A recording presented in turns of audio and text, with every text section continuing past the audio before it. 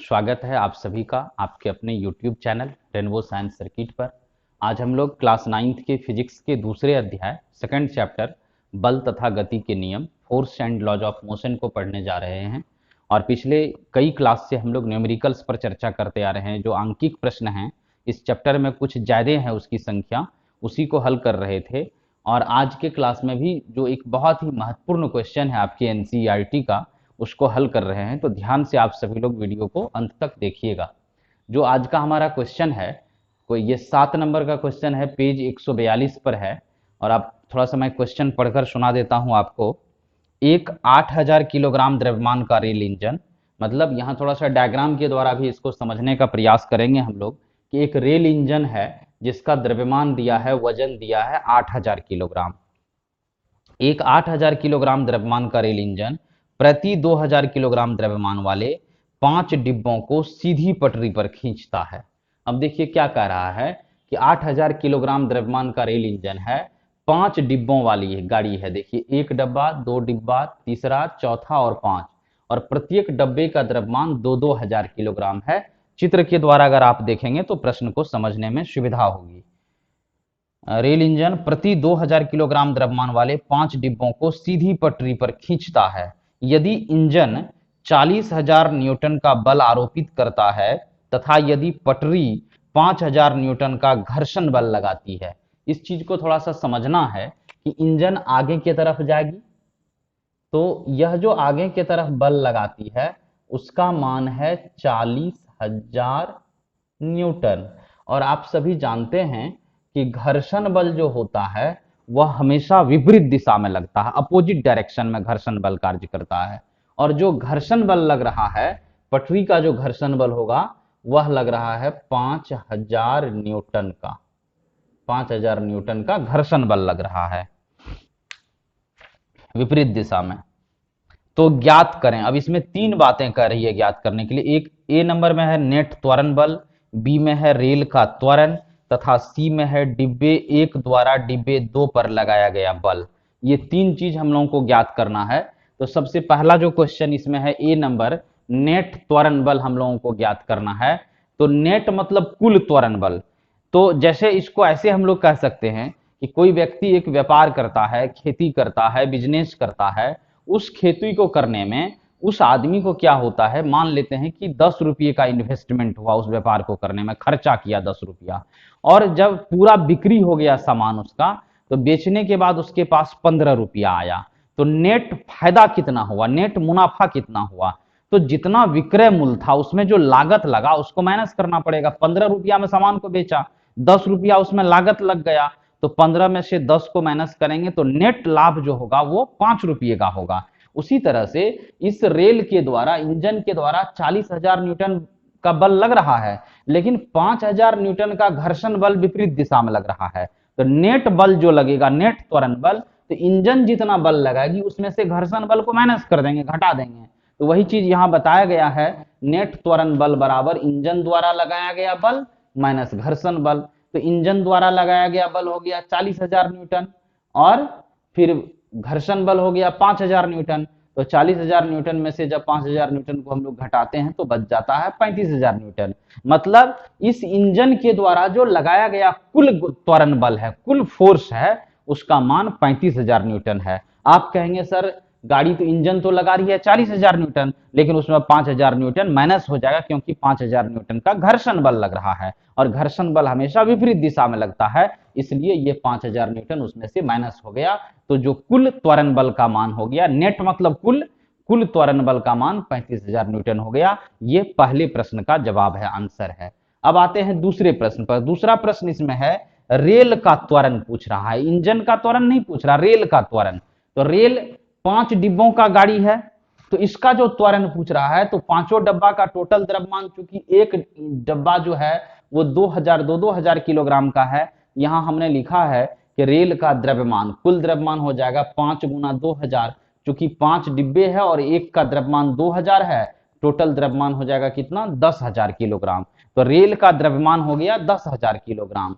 अब देखिए रेल का त्वरण, त्वरण बराबर हम लोग सूत्र पढ़े थे, ए बराबर F बटा m, चूंकि आप गति का जो द्वितीय नियम था बल बराबर द्रव्यमान गुना त्वरण, जहां F बराबर ma आपको व्यंजक प्राप्त हुआ था, तो वहां क्या पढ़ते थे F बराबर ma, तो F बराबर ma, तो यहीं से a बराबर F बटा m इसको लिख सकते हैं। जिन लोगों को थोड़ी सी असुविधा हो रही होगी देखने में समझने में, तो ऐसे इस चीज को समझ सकते हैं कि हम लोग F बराबर ma सूत्र पढ़े थे, तो ma बराबर F कह सकते हैं।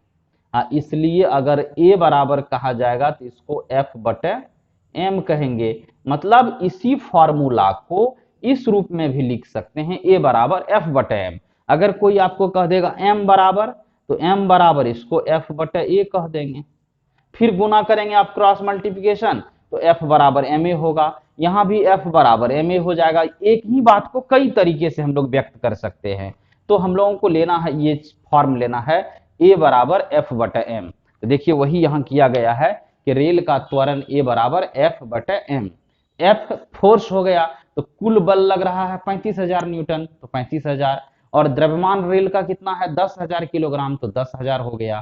तो 35,000 में जब आप 10,000 से भाग देंगे तो क्या होगा, 4 शून्य है नीचे, तो 1 2 3 4 अंक के बाद दशमलव आएगा, 3.5। और त्वरण निकाले हैं तो त्वरण का मात्रक मीटर प्रति सेकंड स्क्वायर होता है, इसलिए यहाँ 3.5 मीटर प्रति सेकंड स्क्वायर आंसर हो गया। मतलब रेल का जो त्वरण हो गया उसका मान हो गया 3.5 मीटर प्रति सेकंड स्क्वायर। रेल के त्वरण का मतलब सबका त्वरण इतना ही होगा, हर एक पार्ट, हर एक डब्बा का त्वरण, चूंकि सभी जो रेल का इंजन है और सभी डिब्बे हैं वो एक साथ गति कर रहे हैं, तो एक साथ गति कर रहे हैं तो सभी का त्वरण एक जैसा होगा, एक समान होगा। यही हो गया त्वरण। अब फिर तीसरा क्वेश्चन देखिए, इसमें सी नंबर में है, डिब्बे 1 द्वारा डिब्बे 2 पर लगाया गया बल। डिब्बे 1 द्वारा डिब्बे 2 पर लगाया गया बल, यहां ध्यान से देखिएगा डायग्राम को। ये जो डिब्बा 1 है, 1 नंबर का डब्बा है जो इंजन के ठीक बाद लगा हुआ है, यह जो है इस डिब्बा 2 पर कितना बल लगा रहा है, क्योंकि खींच तो रहा है आगे की तरफ, तो इंजन खींच रहा है डिब्बा 1 को, डिब्बा 1 खींच रहा है 2 को, 2 3 को, इस तरह से सब एक दूसरे को खींच रहा है। यह जो डिब्बा 1 है इसको कितना बल लगाना पड़ रहा है इसको खींचने के लिए। अब यहां समझने वाली बात है कि जो डिब्बा 2 है हमारा, उसी से जुड़ा हुआ है 3, उसी से जुड़ा हुआ है 4 और उसी से 5। इसका मतलब डिब्बा 1 को इन सभी द्रव्यमानों को खींचना पड़ रहा है।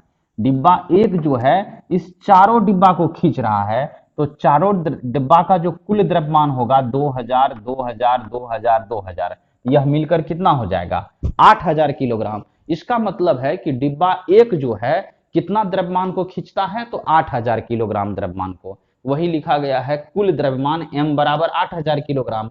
और त्वरण तो हमने बता दिया कि हर एक डिब्बा में एक समान त्वरण लगेगा, क्योंकि सभी डिब्बे का स्पीड एक जैसा होगा, वेग एक जैसा होगा, और जब दो वस्तुओं का वेग समान दर से परिवर्तित होगा तो उसमें त्वरण भी समान उत्पन्न होता है। तो त्वरण हो गया 3.5 मीटर प्रति सेकंड स्क्वायर, और कुल द्रव्यमान हो गया आपको 8000 किलोग्राम। तो इस तरह से आप देखिए F बराबर बल, F बराबर सूत्र पढ़े थे ma, तो m हो गया 8000 और त्वरण हो गया कितना 3.5। 8000 को 3.5 से गुना किए तो 28,000 न्यूटन हो गया। मतलब डिब्बा 1 जो बल लगा रहा है किस पर, डिब्बा 2 पर, उसका मान, उसका वैल्यू कितना हो गया 28,000 न्यूटन बल लगाता है डिब्बा 1 डिब्बा 2 पर। इस तरह से ये पेज नंबर 142 का क्वेश्चन नंबर 7 समाप्त हो गया। अब आते हैं अगले क्वेश्चन पर। अगला क्वेश्चन भी उसी पेज पर 142 पेज पर ही क्वेश्चन नंबर 8 है तो सवाल बहुत छोटा लेकिन बहुत महत्वपूर्ण है, थोड़ा सा ट्रिकी है, इसलिए ध्यान से समझिएगा। इसको हम लोग पहले सवाल पढ़ लेते हैं। हमने यहाँ सवाल इसलिए नहीं लिखा है क्योंकि जगह थोड़ा सा ज्यादा ले लेगा। आप लोग जब भी फेयर नोटबुक में इसको हल करेंगे तो सवाल अवश्य ऊपर में लिख लेंगे, क्वेश्चन लिखा रहना चाहिए और उसके बाद जवाब होना चाहिए। देखिए 8 नंबर का क्वेश्चन कर रहा है, एक गाड़ी का द्रव्यमान 1500 किलोग्राम है। यदि गाड़ी को 1.7 मीटर प्रति सेकंड स्क्वायर के ऋणात्मक त्वरण अवमंदन के साथ विरामावस्था में लाना है।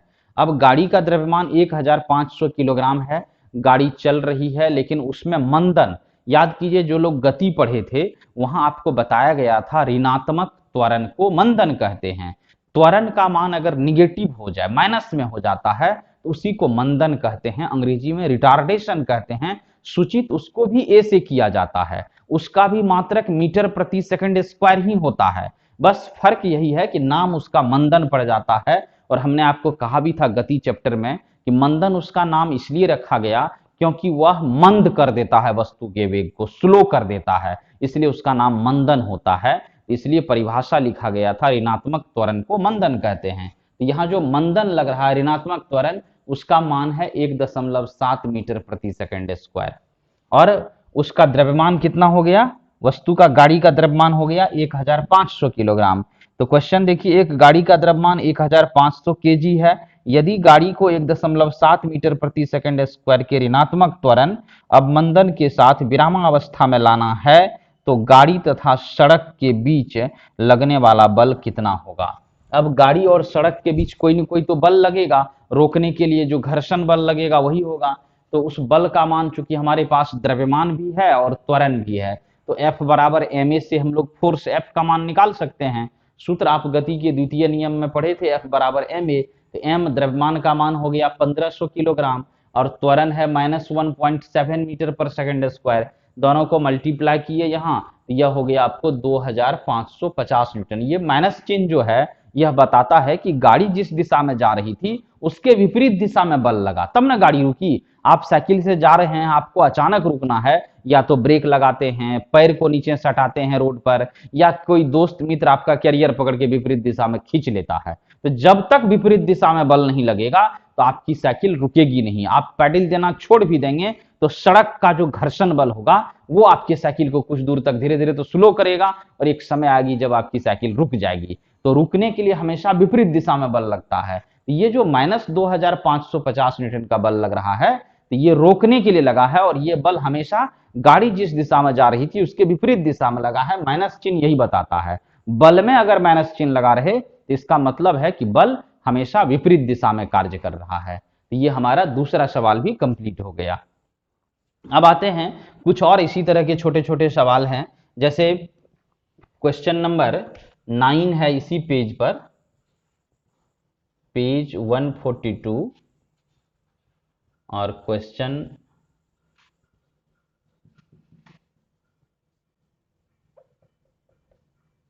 नंबर 9 है।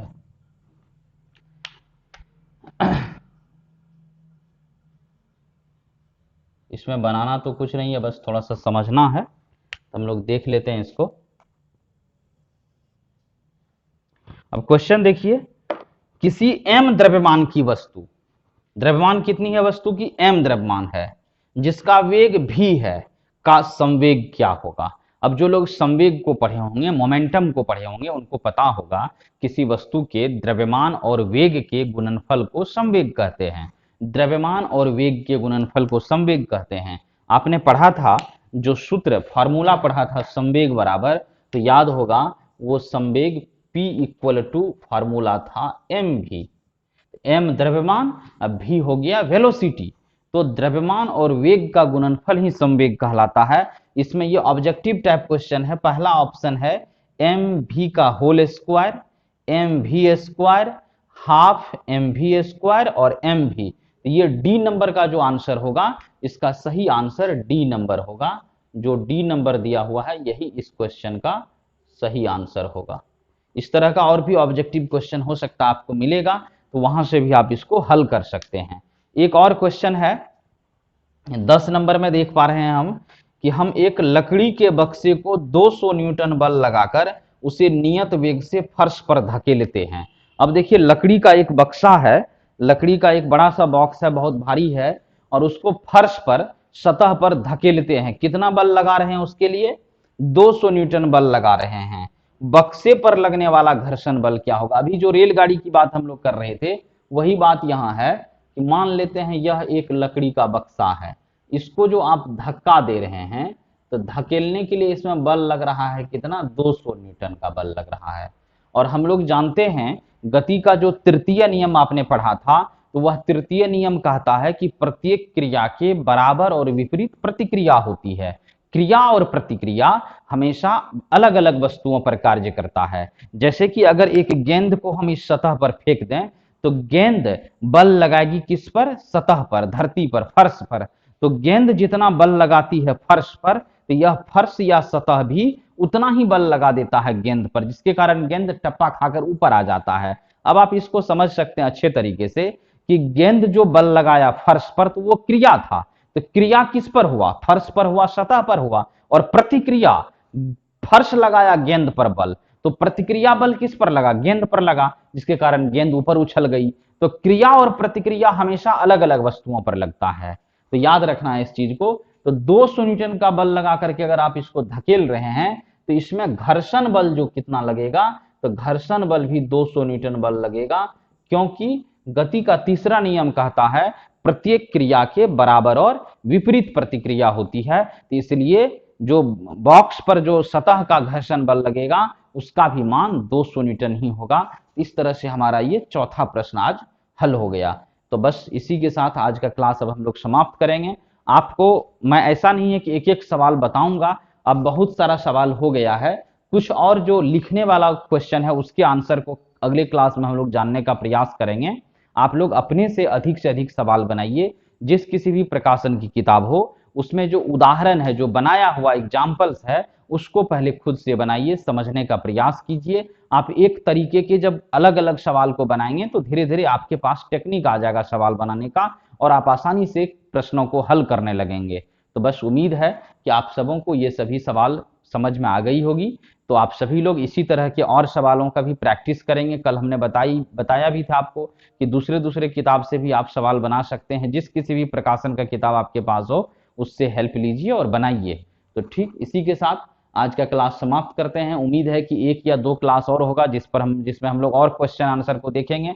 आपको अगर कोई प्रश्न समझ में नहीं आ रहा हो, कहीं कोई परेशानी हो, तो आप हमें कमेंट बॉक्स में कमेंट कर सकते हैं, या व्हाट्सएप ग्रुप पर भी अपनी समस्या भेज सकते हैं। लेकिन ध्यान रखना है, इस तरह के क्वेश्चन को भेजने से पहले आपको क्या करना है? पहले कॉपी को पूरा पढ़ लेना है, किताब को पढ़ लेना है, चैप्टर को, और जो दिक्कत है पहले उसको सॉल्व कर लेना है, तब क्वेश्चन आंसर बनाना है। तो इस तरह से आज का क्लास हम लोग समाप्त करते हैं। आपसे रिक्वेस्ट है, अगर वीडियो पसंद आई होगी तो कृपया लाइक करेंगे। जो लोग चैनल पर नए हैं, अभी तक सब्सक्राइब नहीं किए हैं, वो चैनल को सब्सक्राइब भी कर लेंगे। बस इसी के साथ आज का क्लास समाप्त करते हैं, आपसे विदा लेते हैं। धन्यवाद। जय हिंद।